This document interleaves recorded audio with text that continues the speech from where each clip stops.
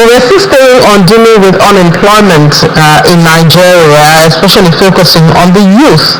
There's another scheme or program called Training to Jobs Program.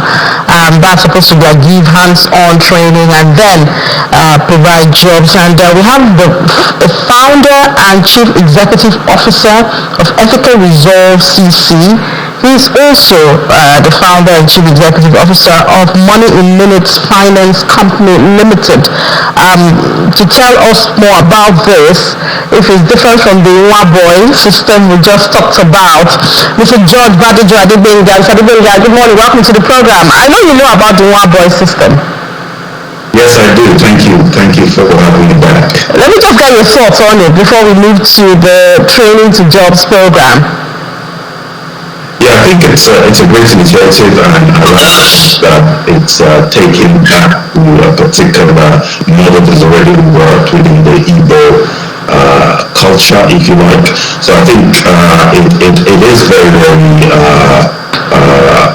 important that you think about exactly how things, unemployment solutions can actually work in Nigeria, right? So it's, I think it's a great initiative, and I commend Prof for the work you're doing in that regard.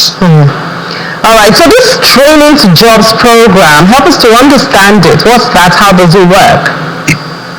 Yeah, so firstly, it is important to understand that this is something we already do within a BPO organization in Nigeria for over 4 years, and what that simply means is that we go to the UK market, to the US market, identify companies that are struggling to recruit but will outsource. And remember, most of all the big organizations globally already outsource. I think it's around about 70% consider outsourcing part of their work.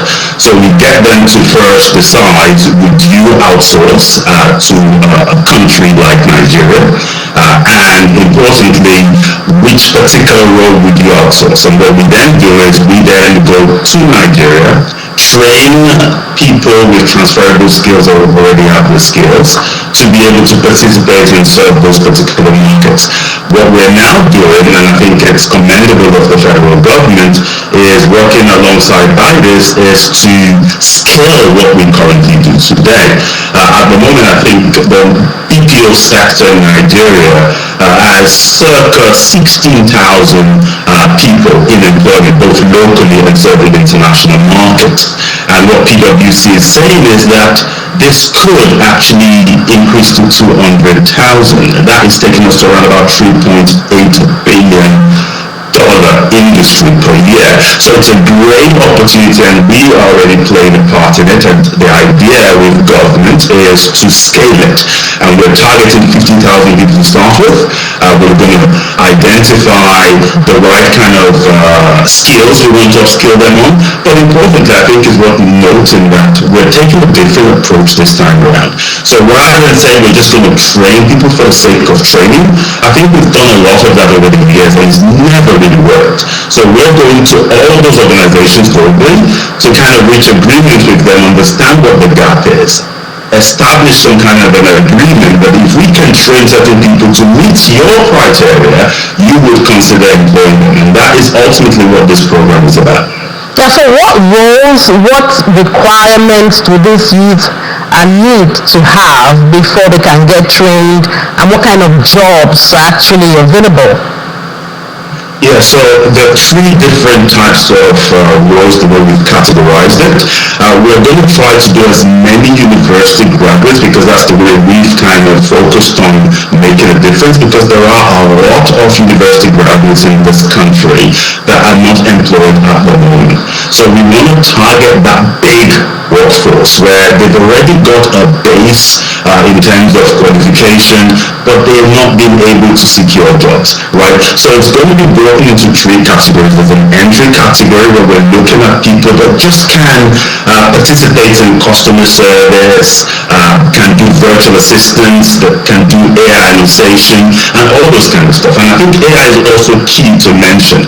We're very particular about going for roles where AI is not going to erase that role in the next 1 year or 2 years. As a matter of fact, we're thinking about roles that have that AI is actually going to create, and positioning our people to be able to take advantage of that. And then there is the mid-level of those roles as well. So we're talking about bookkeeping, accountants and stuff like that. We're talking about IT, help desk, a bit more training, social media management, and those kind of roles. And I think on the specialist side, you're really looking at software, web design, and we've seen what Andela has done in that regard. And Nigeria can actually lead the industry. We do have more in abundance of talent, but the key here is how can we ensure they're ready for international service, and that is ultimately our focus. But what's the assurance? Because obviously there are other countries who have seen this opportunity, so there's competition out there. So you don't just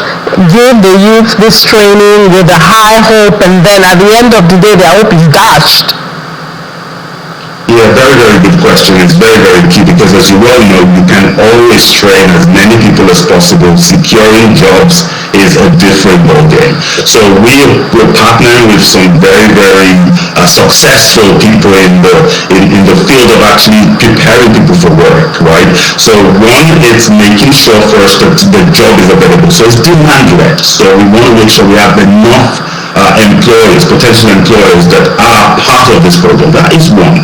Number two is then ensuring that we know exactly how we can make them employable. It's not just about certification, right? There's more to it. Like Dr. Akin, one of our key experts in this program, has thought about different ways and is already doing it, where it teaches you how to even relate on LinkedIn, how to connect with people already in the industry on LinkedIn, how to get mentors on LinkedIn, to be able then to secure your opportunity for a job. So it's not the standard just send your CV or get an interview.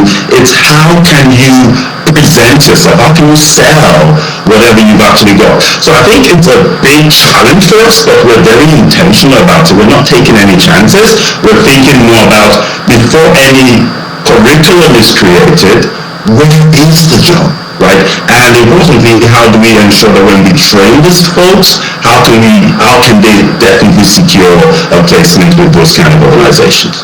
And it's all about being intentional. All right, and you're targeting the graduates first. I hope they don't have to pay through their noses to be part of it. Exactly. This is where federal government comes in. This is what IDIS is now doing to allow us scale this. So they are actually going to be funding the training. It's going to be free of charge. When all the details is available, we would make this open to the general public. I'll probably come back on the program to come talk about the links to actually apply. We are focused on the Southwest, but there are other players focusing on other regions within Nigeria. So it's a global thing, and it is government trying to ensure that with the growth in population, especially amongst the youths, there must be an intentional solution to ensure these people remain employed to contribute to the economy. All right, so I will certainly wait for you for that, especially since it will be free of charge. We have a lot of youths who are looking out for what to do, productive jobs to do. So we would certainly be waiting for you when you're ready for that. Founder and Chief Executive Officer of Ethical Resolve CC and MIM Finance Company Limited, Mr. George Badijo Adegbenga. Thank you for your time. Thank you for having me.